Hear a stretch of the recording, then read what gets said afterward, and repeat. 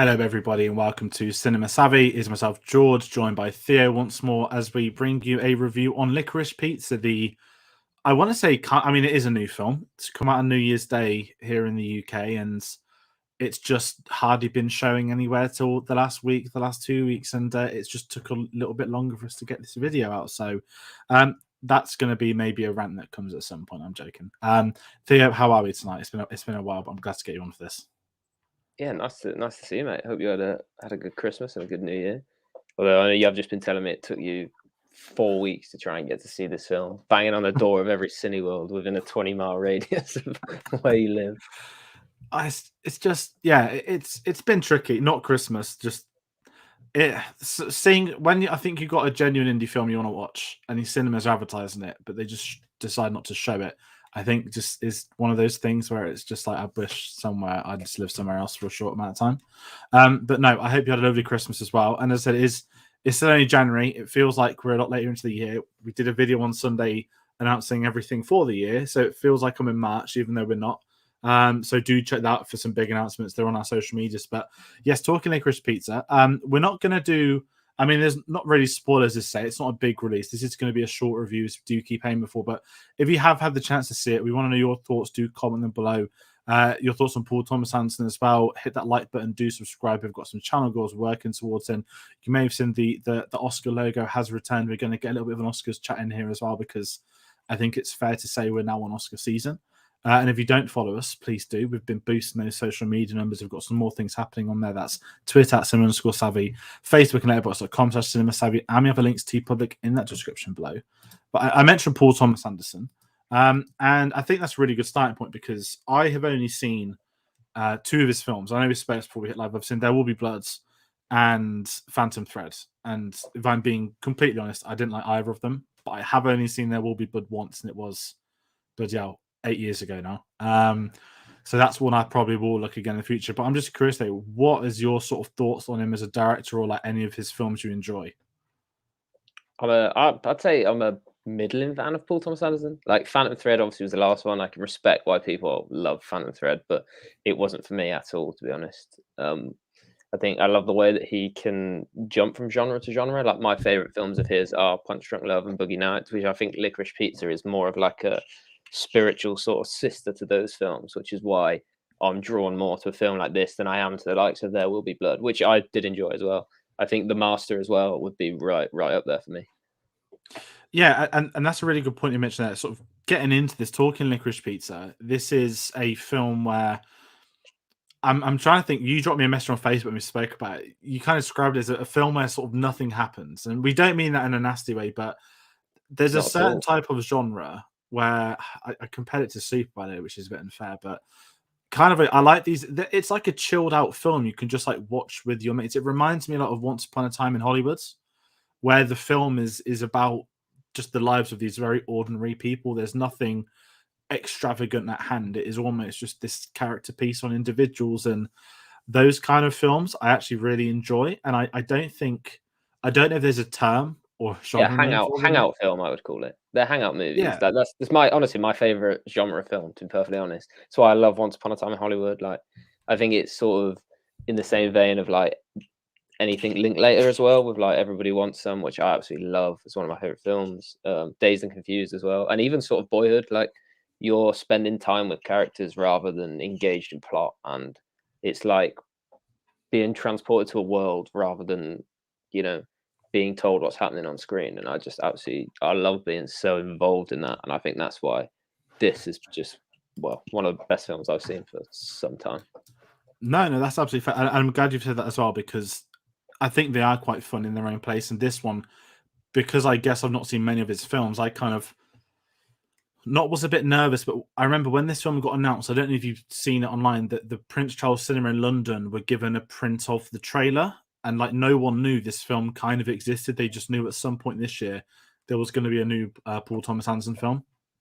And they just showed that trailer out of the blue one night. It was attached to a random film from the past. It wasn't a big event. It was nothing like that. The Prince Charles just played it. And then it was on the news sites that the Licorice Pizza trailer is playing at this indie cinema in London, which is actually amazing when you really think about the logistics of like modern day marketing.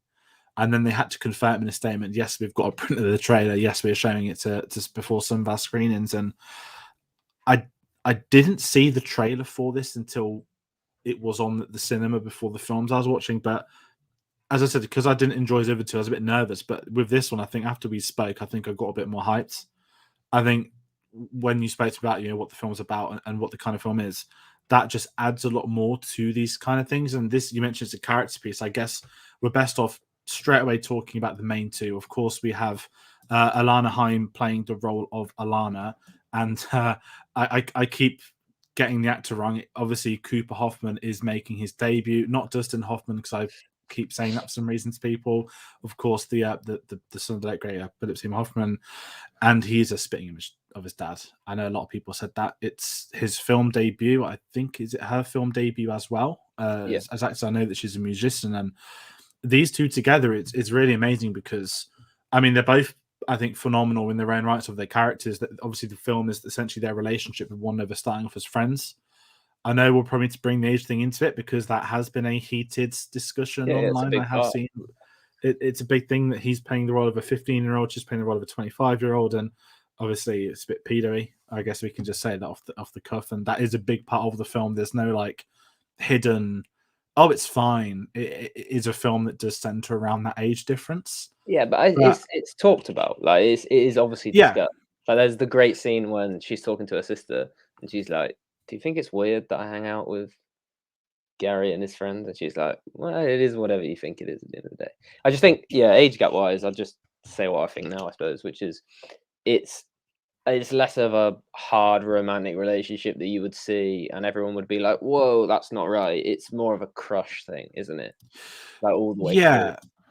I mean, not giving anything away about the film, but this isn't a romantic Titanic. There's this couple that are destined to be together. This is very much you're just hanging out with these people and you see a relationship form out of a friendship. And it's as simple as that. And, Cooper playing Gary Valentine, he's another at first sight. That's kind of his just the opening scene. And it's kind of really fun because what I want to kind of add to these, if you look at these two, right, when you get these relationship films in Hollywood, how many of them have to be like A-list looking, like supermodels with each other, the jock from school? The fact they're just two completely ordinary people. And I don't mean that as like a dig at anyone at all, but how many Hollywood films or dramas make these two perfect couples aligned with each other for this big romantic moment? You never get that because they just look normal. And I saw a lot of people discussing the fact that you can see freckles on Alana because that's what people do look like in real life. And I just think from like the directing standpoint, Paul Thomas Anderson, the casting of these two, I think it's amazing. The fact no one's seen them in anything unless obviously music as well, I think really adds to this film that you feel like they are young because we haven't seen them on screen. If there's an actor in there who's seen loads of things before, you're going to clock that. But I think because they're almost rookies in their own right, you get this like nervousness from them, which is actually really complimenting them on screen. Yeah, no, I completely agree. I think that raw sort of, like you say, sort of rookie energy that they bring, like that's why I see people joking online that the film is people running everywhere every 5 minutes, and it is. But like that's the energy they bring to the screen every single time. They're on screen together and apart as well. And what you said before about their sort of relationship as the film goes on, like it's as much as like a journey just for Alana as it is for both of them. Yeah. Like obviously Gary is obviously he's a massive part of the film and he's a massive part of what she goes through, but she's also going through stuff on her own and deciding where she wants to be in life and where she's trying to get to. So it almost has that coming of age element as well as that hangout element.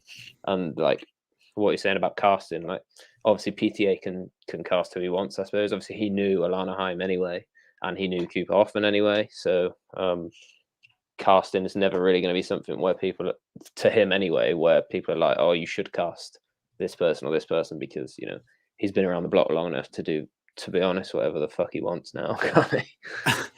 and this is it. Like it made me think like no one has criticized the casting, but it's like you go from obviously in his last film you had Daniel Day-Lewis in his final film to casting rookies, and I think it's great because I'm not going to name names of directors, but some directors are obviously very pompous and they like to cast X, Y, and Z and X, Y, and Z, which is fine. They all do it.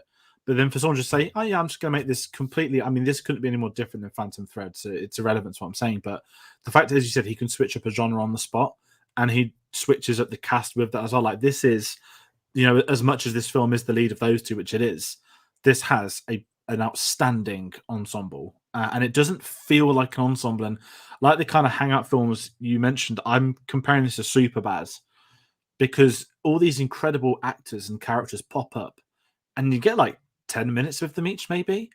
But every single time they come on screen, they're just perfect at what they do, and their scenes with the actors just work. And we've noticed some of the great ones, but obviously the big one that everyone is speaking about is obviously Bradley Cooper. So he's obviously getting Oscar traction, which we'll speak about in. But in the trailers for this film, he was all over, and there were shots in the trailer of him smashing the cars, which we don't see in the film. But obviously, he's playing John Peters, who's obviously a real life film producer. Then I want to tease about a video coming next week. He was once married to Pamela Anderson for a very brief stint. So, you wonder why Pamela Anderson's in the news. That might be something that gets covered next Wednesday at 5 p.m., but I didn't tell you that. So keep an eye out for that. But I just love this ensemble cast. Talking about this film, it's only been 10 minutes. I actually want to watch it again now because everyone comes in with a purpose, and each character progresses the relationship of Alana and Gary, whether they're a negative or a positive influence on them. That has an oversight on what happens next between them. And we mentioned how they're younger and childish. They're really petty. They're trying to outdo each other. There's a bit of a rivalry going on. And how do you up that rivalry? You get these scenes of these different actors playing different characters. And the Bradley Cooper one, it kind of feels like it's not a cameo, but it's like a main event supporting role that he's come in a film for 5 minutes. I don't want to say he's stolen the film.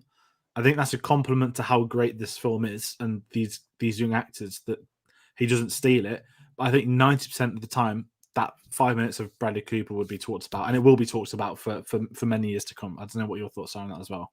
Yeah, I completely agree. I think what you're saying about having these sort of megastars show up, I think that's also a testament to the actors we see. Like, we're spending so much time in this world with like what we perceive as normal people because we've never seen them be movie stars before, and then bam, Bradley Cooper comes in and you're like, oh shit, that's Bradley Cooper. I completely forgot he was in this film. And like, there's obviously his performance is it's so funny. It's like as pure a supporting role as you could see, like you could wish to see. I think it's absolutely electric. And the best thing about it is, I was reading afterwards that they didn't know he was in the film. When he walks onto set, they had no idea it was Bradley Cooper that was going to be there. They just started rolling the camera and in he walks. So like their reaction is that reaction. Like, and the scene plays out the way it plays out. I think it's so great. And I think, yeah, certainly even come the end of 2022, I think it'll be one of the scenes of the year for me. I'm shocked at that. That's amazing. No, I think you're right, and it's the fact he is told. And we'll talk about the sort of the year in a bit, but with it being 70s, it's not. I don't want to say it's not a Bradley Cooper expect. I don't think he's ever been typecast, but that is not who I would have thought Bradley Cooper. If you would have put down every character in black and white, here's their name, here's a one line of what they do in the film, you'd associate Bradley Cooper with another character played by somebody else who will speak about it, I bet. But the fact he goes for John Peters is amazing in this. And it's just this over-the-top audacious scene, and it's just great. I mean, I think Bradley Cooper's massively underrated. I know he's been nominated for so many Oscars, and he's got the new Leo role of getting the nominations, not the wins. But I still think there are people that have typecast him, and I don't know why. I think his career has moved on so much from being like the pretty guy out of Hangover and that kind of thing, that he's genuinely, I think, one of the best working actors today. And I think the roles he takes on, as well as his behind-the-scenes stuff, I know he produced a lot of films as well, is remarkable. I really want to speak about Sean Penn and Tom Waits, because these two are amazing as well. Again, we get introduced these different characters, and one of them is like an aging movie star. The other one is, I think he's the director, and they know each other, and we get these scenes of them. But Sean Penn is one of those actors where you don't see him in as many films these days, which is a shame, because I think he's such a talented actor. But he's also one of those actors that likes to sort of pick what he does quite wisely. Obviously, he did take down, what was that, drug dealers? Did he take down like the most like famous drug dealers of all time recently? He interviewed him, didn't he? He let him get arrested or something, didn't he? Yeah, or like, yeah. I mean, Sean Penn is one absolutely mad bloke, isn't he? So I think he's almost semi-retired now, though, isn't he, as well? So again, what you're saying about picking and choosing what he does, I think he's just trying to keep himself entertained. Yeah, and I think in this film as well, like with his role in that, again, he's in it for 5 minutes. He's playing that like snoozy actor, he's a bit of a sly one, chatting at the girls that are auditioning, doing the whole Hollywood talk. This is my career, my life, and then we get to see like a darker side to him as they often come. But it's just like another credit for this film that again you're getting these actors that come in, and it is for 10 minutes at a time. And whether it's supporting cast, I mean, there's a character I want to really mention, Lance.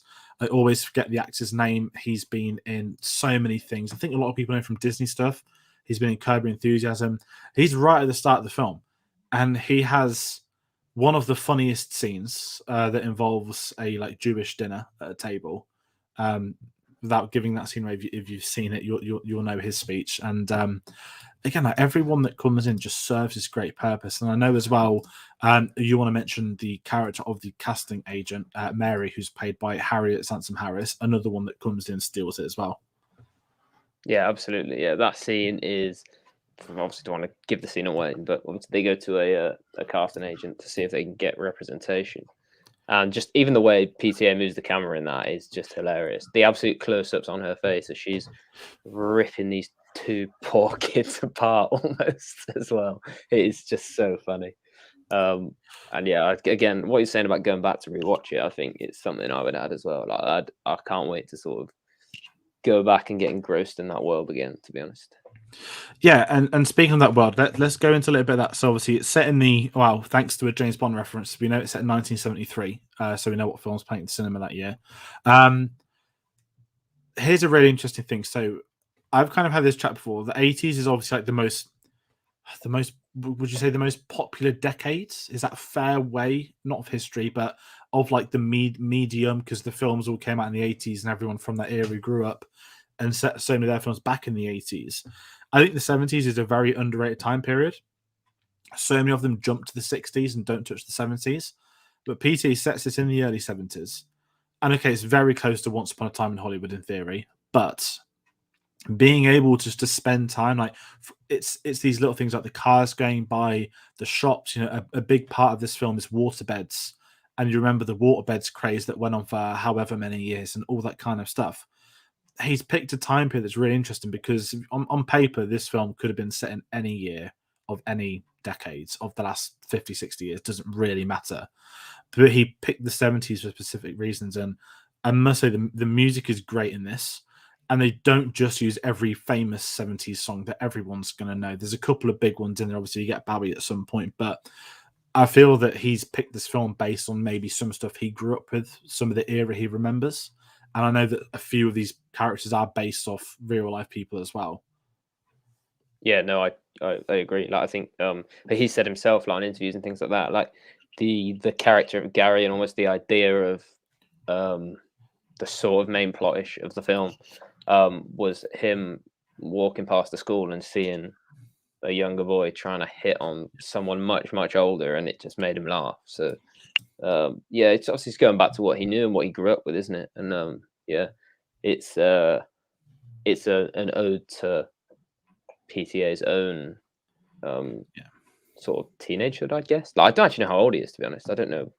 I think I think he was very young when he did Magnolia and Boogie Nights. I think he was a lot younger than most people think. I think he's maybe in his early 50s now. Yeah. So I don't think he's that old. And I think this is what's quite amazing with all this stuff is, I mean, talking about also the music, we've obviously tagged this as one of the Oscars videos. And the nominations haven't happened at the time of recording. They're a couple of weeks away now. But yeah, it's like February kind of 8th, I think. Yeah, and this is where I'm curious for. This is definitely going to get some big nominations, I think. I don't know how much this will win. I'm not too fussed about winning, but I think this is going to get, if I'm being absolutely honest right now, of what I've seen, of what obviously is getting talked about as well, I think this is going to get a Best Picture nomination easily. Now, this is the first year with the compulsory 10 nominations as well. I think you're going to be able to, the films that may have been outsiders in the past, I think are all guaranteed now. And the real outsiders are now going to be the films that were maybe too big or too much of a risk in previous years. But, you know, maybe I'll be wrong, but I think Best Picture is secured for a nomination, which it should be. I think it would have been secured anyway, even if it was the where they can nominate only 8 or 9. Like, it was always getting in, I think. Yeah, and then what do we think for director? Just going through some of the big ones that people might think of I this think as he well. I gets don't in, think, but I don't think he wins. and I think we're both sorted. We both think original screenplay. This will be right up there in contention. Yeah. Now, I've not. I think I've not seen Belfast yet. I know that's coming out on Friday. Belfast seems like a favorite, but I wouldn't be surprised if this won it. I think Hollywood loves not films about themselves, because this isn't directly about Hollywood, but these kind of films where it's a throwback and you go to the Oscar vote, it's not of them are older, and these are them remembering stuff from their heyday. I think this is a real good chance at a few of those, like maybe not costume, but like production designs, all that kind of stuff, because we get some real great stuff, even talking cinematography and editing, which we spoke about before we hit live. The cinematography in this is superb. You mentioned the scene of the casting agent. I don't think there's one bad shot in this film. And it's not just long takes. There are some really, really great long takes, which are them acting, not scenes of things happening. But the Yeah. camera has been placed to perfection in every chance it can. The editing that takes you through that, I think, is almost nailed on as well, for how superb it is. And I think when you get the director that can blend both cinematography and editing, it just really adds to the film. And I think it's a lock in for both of those categories as well. Yeah, I agree. I think like it'll be between 6 and 8. It depends. Alana Haim might sneak in into the top 5. I'd love it if she did. I think she more than deserves it across what we've seen this year and last year of who may or may not get in. I definitely would have her in my top 5. So yeah, anywhere between 6 and 8 nominations, I would suspect. And I don't think it'll win many. Like it might win 1 or 2. Like it might be a career win for PTA. We know that because I mean he's famously not. I'm pretty sure he's famously not won anything. No, I think he's had like 8 nominations and not one yet. So Yeah, so it wouldn't surprise me if the original screenplay nomination would be a sort of career win. I've not seen Belfast yet either, but it seems like that Licorice Pizza and Belfast are going head to head, doesn't it? So yeah, and be interesting. has Kenneth Branagh won an Oscar? He might have, maybe for something. Maybe I I don't know know. he did Shakespeare in Love, so I don't know if he produced that, got one of the Oscars for that, but I do think the Oscars is heading into a. I think it's quite curious this year. Obviously, again, it's early days, people, so we've not got any predictions videos out. We'll do that when the nominations go. But I think this year's Oscars feel more open than they have in previous years. I think the caliber of films last year / this year is a lot superior to the year before we had, and there were some great films last year. But I think it's going to be quite exciting tracking this Oscar season. But kind of segueing off that into our final thoughts, I'm just going to be blunt. I mean, we're only 2 films in. This is one of my favorite films. I'm going to make a snowball prediction, say that come the end of the year, this will be sitting comfortably in my top 10. Yeah, I mean, I know some people will count it as last year, but the way I've always done it, it's New Year's Day. It's a 2022 film. I don't care that it was out in America before. It's the UK calendar for me. So I had an absolute blast of this. It was worth the hassle. It was worth the wait. And I just had a really fun time watching this. And I've wanted to watch Boogie Nights for a while, but I think it's time I sit down and see a few more of the PTA films. The ones I'm more likely to enjoy, because, as you said, it's a hangout film and it is just fun to watch. It's enjoyable to watch. You can, not that you need to take your mind off things, but it's one of those films where it's just a pleasant film and it's just someone perfecting craft, which you don't get in these kind of films normally. So from me, it's a massive recommendation to. This is exclusively at cinemas as well, so not that I need to get on the bandwagon of loving the directors that say that, but you've got to go to the cinema for this at the moment, and I think this is one of those films which would be great to see at cinema. yeah, no, I completely agree. I didn't even. I meant to look at how long it was because when I was in there, it didn't feel. I don't know, whatever it was, just under 2 hours, just over 2 hours or something like that. I'm not entirely sure, but yeah, go take yourself to the cinema and be transported away. I suppose that's the best thing I could probably say. Definitely. And quick combo, Carl. You have to watch Punch Drunk Love. I Absolutely, will Punch have a Drunk Love note of is that. great. So another one, Carl. I'll note that down. I'll have a look at that. As I say, there's a lot of films. There's a lot of football managers to be played to get some of these films ticked off as well. But that's going to wrap it up for our Licorice Pizza review. Again, it's the second film of 2022. Not to tell people to go and check out everything on the channel. I've kind of done that, but I will say again, if you want to know what we're doing this year, we did a big video on Sunday. But the big thing we can say, we're doing a Spielberg retrospective when the Oscars are finished. But the main focus moving on is going to be the Oscar season. It's award season now. There's going to be loads of videos between now and then. So do comment your thoughts, not just on Licorice Pizza. If you're watching it after we finish live streaming some point in the future, I'll reply to those comments. And obviously on the Oscars night, we'll be able to go through these a lot more in person. So please do hit that subscribe button if you do like these kind of films, these reviews, these short reviews as well. And find us on social media, Twitter at @cinema_savvy, Facebook and letterboxd.com/cinema_savvy. We're active on all of those. We log all the films on Letterboxd. We've got some new stuff heading your way. And Theo, I'm going to bring up your Twitter from where people can find you as well. What have you got going on, and what can you say what you've been reviewing that you can talk about? The After Party, something that's coming out on Apple TV on the 28th. I was lucky enough to see it all, and it is fantastic. It's amazing. It'll be one of the best comedies of the year, I think. So definitely worth it. When Absolutely. I don't know if they're dropping all at once or whether one episode at a time, but definitely worth keeping up with, and worth an Apple TV free trial or subscription, because they've got some other good stuff on there as well.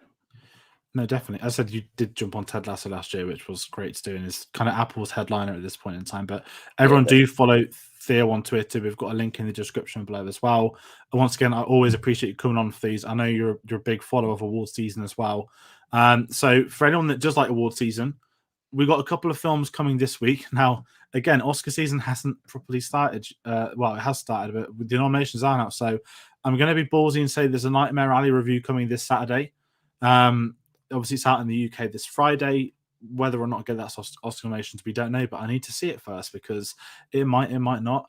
And there is going to be a Belfast review coming this Sunday, one of the heavyweights of Oscar season. I'm quite happy in calling it. So do check back then. There's also going to be a Belfast red carpet interviews. That's going to go up on Thursday. That's from London Film Festival back in October. Just timing to release those with each other. So there are interviews with Sir Kenneth Branagh, Dame Judi Dench, oh God, the lad that plays the young Kenneth Branagh in the film, and Katrina Balfe, and I think one or two more. So everybody do check that if you do like those kind of interviews, those different things. And segueing away from Oscars, Book of Boba Fett discussions carry on every Wednesday, 10 p.m. GMT. They're going to keep going until the show finishes. Then we're going to stop. We've got a Moon Knight trailer that's come out for Oscar Isaac. We're not going to be covering Moon Knight weekly, but we will be doing a series wrap up. And if obviously we do get an early screener, we'll talk about that, because everyone's talking about Oscar Isaac's British accent. I can give a crack at the accent if you want, mate. Do you want to give it a go? Can you absolutely, do the absolutely the not? Yeah, I quite like it. It's terrible, but I actually really. I absolutely love it. I'd be happy. I imagine it would just be the first episode. He's like that, but I would absolutely love it if it was for the entire thing. The sad thing is the rumors it's going to be Daniel Radcliffe originally, wasn't it? Which I think he could have actually took on a role at that, quite interestingly. But it's Harry Potter, so that would have also been pretty tough for people to move on from. So yes, people, again, you'll get discussions all on our Twitter feed, so do follow us on there. Theo, thank you for coming on. It's been as light as always to get you on. And for everybody at home, thank you all for watching, and we'll be sure to see you on the next one. Take care. Yep.